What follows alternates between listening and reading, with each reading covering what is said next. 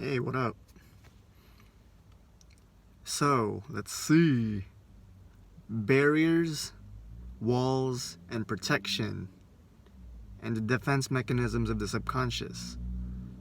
And so, for this video, the reason why I wanted to make this video is because I wanted to touch on your subconscious as far as the defense mechanism that it builds to protect itself, or what your ego does to protect itself from, being hurt and being traumatized, and to keep itself from experiencing negative things that it once experienced that it no longer wants to experience.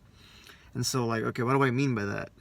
Well, barriers and walls and the protection that the barriers and the walls that you create for yourself, that you put up, are just ways that you psychologically want to just protect yourself from the negative experiences you've had in the past.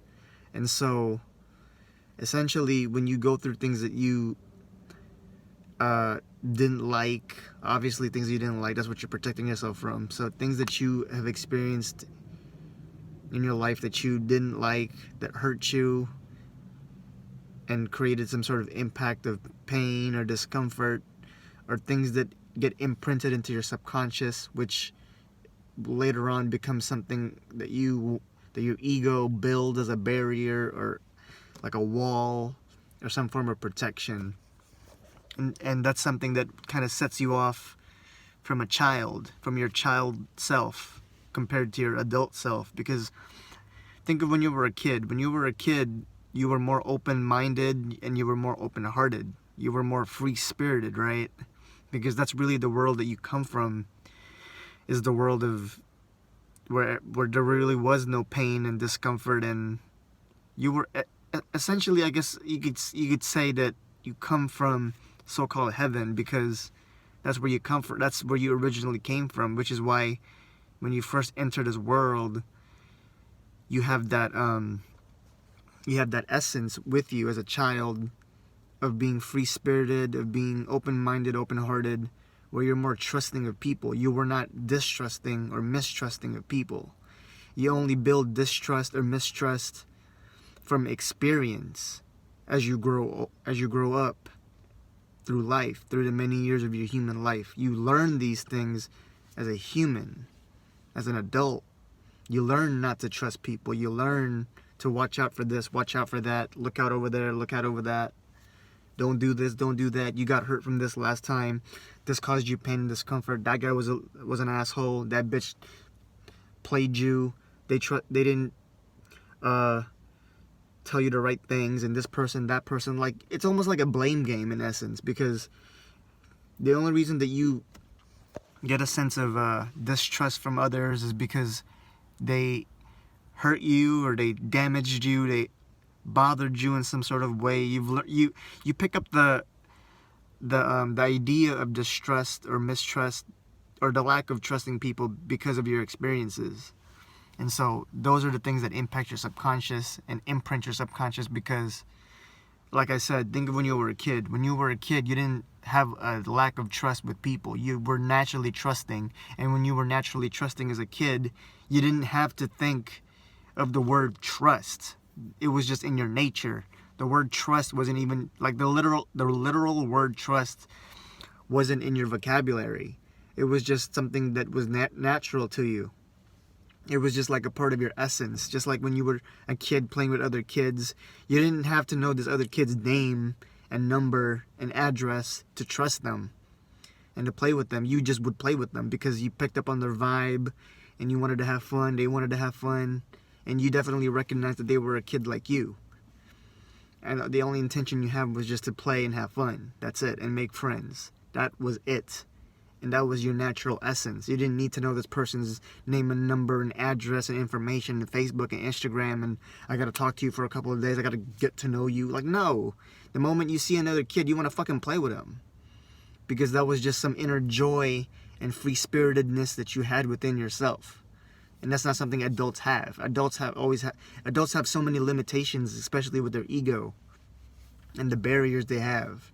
I don't know who you are. I don't know what you're about. I don't know where you live. I don't know where you come from. I don't know what you're about. I don't know what you do for a living. I don't know your social media. I don't know who your friends are. I don't know blah, blah, blah, blah, blah, blah, blah, blah, blah, blah, blah, blah, blah. Like, you have so many limitations and conditions to be friends with somebody. And so, with that being said, barriers, walls, and protection, these are just things that your ego, I guess you could say, or your subconscious kind of builds as protection from getting hurt again, because that's just something you pick up when you grow older and you grow up as an adult. It's not something that you have as a kid. So that's one difference from an adult to a child, is your free spiritedness and or your open heart, your open mind and your open heart. Because kids don't have that trauma yet. Children do not go through that trauma or that pain or discomfort or distrust or mistrust. They haven't gone through that yet. So by nature, what they bring with them from the world they just came from is that openness of their heart. And it's something that you lose when you get older, when you grow up, due to your experiences. And it stays with you for most of your life if you haven't even noticed that. Like, I mean, I'll use this as an example. Like, someone that I know at work, he's a nice guy. I work very well with him. But the problem with him is he carries a lot of baggage from his previous workplace. And I would always tell him, you know, dude, you need to let that baggage and all that emotional shit go. The stuff that you were experiencing in your past, and the coworkers that you were working with, that you have dealt with, that gave you negative experiences, you need to let that shit go, because you're in a new workplace now, and whether or not you realize it, the bullshit and the emotional baggage and all that bullshit and all that crap that you dealt with is in the past. It's in the other workplace based on your experiences, but because you are emotionally still attached to it, it's now a part of your being, and you're carrying that fucking shit in this workplace. Like, wherever you decide to work, you're carrying it with you. Like, it's already in the past, but you're like unconscious of the fact that you're carrying it with you mentally and in your heart. You're carrying that. That's why it's baggage, because you're carrying it with. It's like luggage. You're carrying it with you wherever you go. You haven't even let it go and just drop that shit. You're carrying it with you, which is getting heavier and heavier, and you don't even realize it's affecting your very well-being and who you are. And so people tend to be in denial of the things that they've gone through, because they have a big ego. And sometimes what's even sad is people can't even admit that they have a problem, and they'll even be too proud to admit it. You know, it's like, no, you have a lot of baggage, and you can't even fucking admit that, because you just have a lot of problems, or you're just being, in a sense, you're being pathetic. You can't even admit that you have a problem about yourself and the experiences you've gone through. Like, this person that I work with will even tell you, oh, I don't have any problems. I don't have any problems. I'm okay. I have no baggage. It's whatever. I've moved on. Crying's for losers. I don't cry. I don't get emotional. And, like, not to get off topic, but, like, on an emotional level, I suppose, it's like, for someone to tell you that crying is not for me, that's someone who needs to cry. Like, that's just a straight up fact. People who tell you, oh, I don't need to cry, crying's not for me, I don't cry, those are the ones that hold the most tears in. And it's the same thing with people who tell you, you ever talk to somebody and they, you know, will tell you, like, when you figured someone out and you're starting to figure out the patterns of their behavior, they often will tell you some bullshit like, oh, don't act like you know who I am. Don't act like you know what I'm about. You don't know what I'm about. You don't know what I go through. You don't know who I am. Don't act like you know who I am. Don't act like you know what I'm about. And anytime you hear somebody tell you that shit, it's actually the opposite. So anytime you actually hear someone tell you that bullshit, it's actually the opposite, because you just figured them out. It's a defense mechanism. It's a defense reaction. It's a defense response. When they tell you, don't act like you know who I am. Don't act like you know what it's all about. Don't act like you figured me out. Correction, dude. Like, I actually just figured you out. That's why you're telling me that. So anytime someone tells you that shit about how, oh, don't act like you know who I am. Don't act like you know what I'm all about. You actually just figured it all out. You actually just figured them out. That's why they're telling you that, because it's a defense mechanism. You just got to the core of their problem. People like that have serious issues, and you got to let them deal with it on their own. And if they have to suffer, let them suffer, because it's their own way of just being stubborn and being too prideful to admit they have a problem that continues the persistence of their problem. So people like that have a lot of barriers and walls up to protect themselves from getting hurt, because that one experience or those experiences that they've had, they just never dealt with it, so they're just constantly running and running and running and running from it. Which is why it's called your shadow, which is why it's called shadow work, because wherever you go, your fucking shadow fucking follows you. Your shadow follows you wherever the fuck you go. That's why it's called shadow work. But if we're going to be literal, you actually can't get rid of your shadow. Like, if we're talking about the literal shadow, like, no, you can't get rid of that. Like, your shadow's literally going to be following you wherever you go. But we're talking in the metaphoric sense. Like, it's called shadow work because it's things in your past, in your subconscious that you haven't dealt with, and it's just following you in every step, right behind you and right under you. And you're running from it. And until you address it, it'll keep following you. And so, yeah, you know, with that being said, that's what these barriers are. These walls, these barriers and these walls that people put up are just ways to protect themselves from the hurt and pain or whatever that they've gone through in their past that they just can't seem to let go. And so, instead of dealing with it in the moment, or instead of dealing with it and facing it and doing the shadow work and the inner work, they just choose to suppress it, in which suppressing it or repressing it, which I feel like suppress and repress are like the same thing, the same word for the most part, because you're holding it down, you're keeping it in your subconscious instead of just letting it come out to the surface and like dealing with it, you're just kind of suppressing it. So people who do that are just kind of running from their problems, which means the shadow is just going to continue to follow them. It's just going to continue to follow you wherever you go. And that's why shadow work is important.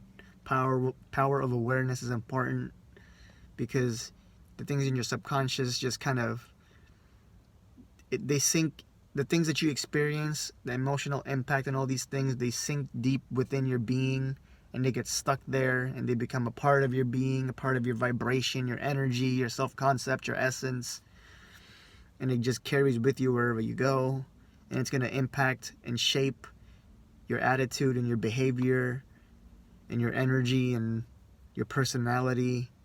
It all becomes a part of you. That's why you need to address these things. And so being in denial is one of the worst things ever, because it's like, being in denial is like, you already know the problem. You already know that you already pretty much, you already know that you have a problem, but you're choosing deliberately and intentionally to ignore it, which is the most screwed up thing ever, you know? Like, you already have that awareness, but with that awareness, you're choosing not to make any action to change things. You're comfortable with where you are. Because barriers and walls and these protections you have to protect yourself from the hurt from the past, it's also providing some shallow comfort. Like, you're in your happy place. Or anytime you come across something negative or something that was in your past that's resurfacing, you're just, instead of dealing with it, you're just running to your happy place, your happy place, your happy place. It's just like that scene in Fight Club when Brad Pitt or Tyler Durden like did the chemical burn on Edward Norton's hand, and Edward Norton was just like freaking out, of course, because of the pain.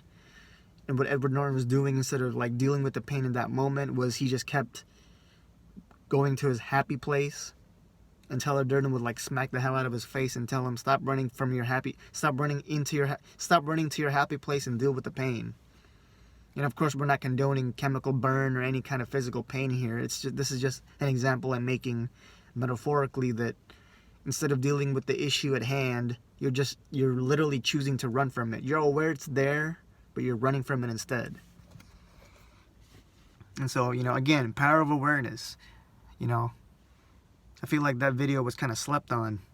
Power of awareness. I have that. You got to scroll and find it. And so your power of awareness is what allows you to find dark aspects or dark areas of your life for you to make a change with. And so that's the importance of your awareness and the power of it. And so with this video, yeah, it's barriers and walls and the protection, you know, defense mechanisms of your subconscious, and pretty much being able to identify that difference of having the open-heartedness of a child of your inner child versus your current adult self, and your lack of trust. Because, kids are more trusting because they haven't gone through those traumas and experiences of negativity and emotional baggage. So they're naturally trusting. And that's what's important for you as an adult, is to have that inner child that you once had within you, to trust and to be open-hearted. You need to be able to keep that thing, that essence, that divine essence that you had with you when you came here, and still have it with you even in the end of your days. It's something that you always want to be able to have with you at all times. You never want to lose that, because that's what's making your heart heavier and heavier and heavier and heavier and more dense until you're anchored down to where you can't ascend. You can't spiritually ascend and uplift and be free. And so, yeah, with that being said, guys, do the inner work. Check out the areas of your life that need that extra work, because the things that you don't work with just keep following you, and they shape your reality, because the subconscious creates everything. That's the ultimate creator of your reality, is the subconscious. Because the things that make your heart heavy are what keeps you from moving forward. It's what keeps you from having that lightheartedness. And, it's just important to be able to recognize the patterns of your subconscious through your actions and behavior and your attitude. And in essence, it can become like an illness and an emotional sickness, and a spiritual sickness, because, like I said with that example of my coworker, the stuff that he was dealing with, like in his previous work facility, like, okay, we get it. Like, you've gone through some shit in your past job, which is why you left that job and you quit and you went to go to another place, which is where you work now, and you applied here to work to change things, because you consciously knew that you were seeking something different, right? And subconscious takes repetition. So even though you may have been conscious of the changes you want to make, subconsciously you're not up to par with it, because, like I said, that guy is still carrying that same attitude, behavior, and all the patterns of his subconscious from his past, with his new job and his new facility right now. Like, the experiences that you've dealt with in your past, you're still carrying it with you. Like, nothing really changed. The only thing that changed was the building you worked at, is the building you're working at. But as far as your attitude and your outlook on people and your workplace, and the overall attitude and behavior you have and your beliefs, that shit didn't change. The same person the same you that was in that other place, you just took it with you here in this new place. That's why it's called, like I said, it's baggage, because you're just dragging, you're carrying it with you wherever you go, and you don't even realize it. You thought you made that change, but letting that shit go is what makes that change. Changing your beliefs and your perspective is what truly makes a change. You can hop everywhere and anywhere around the world, but if you're still carrying the same bullshit mindset that you had in the past, nothing has changed. The only thing that changed is the physical reality of your location. But what's on the inside didn't fucking change. Therefore, your reality doesn't change. You gotta be like Michael Jackson and be the change. Make that change. You have to make that change. That's how you truly do alchemy, is by making changes with your subconscious and your mind and your beliefs and and your outlooks on things. That's the true alchemy. Not changing locations, not petty things like that. Not things outside of you. The change starts from within. And you also have to be able to face the trauma and emotional baggage that you've dealt with in the past. That's how you also make that change and make it easier, because when you're just running from it, you're just worsening it, and you're just prolonging what you had experienced in the past, and you're just carrying it and dragging it with you wherever you go, and it might actually make you worse, because, like I said, it's like a spiritual, mental, and emotional sickness, because it's like a cancer, because it's just making you sicker and sicker. Like, you're not dealing with the illness, you're just worsening it. You're just prolonging it. You're just running from it instead of getting help, or seeking the help or the change to make yourself better, you're just worsening it. You're just letting it sit there and rot. And so yeah, pretty much, guys. If I have any more thoughts on it, I might touch up on it and do a recap. But yeah, as far as I know, that's all I got to say for it. So with that being said, peace.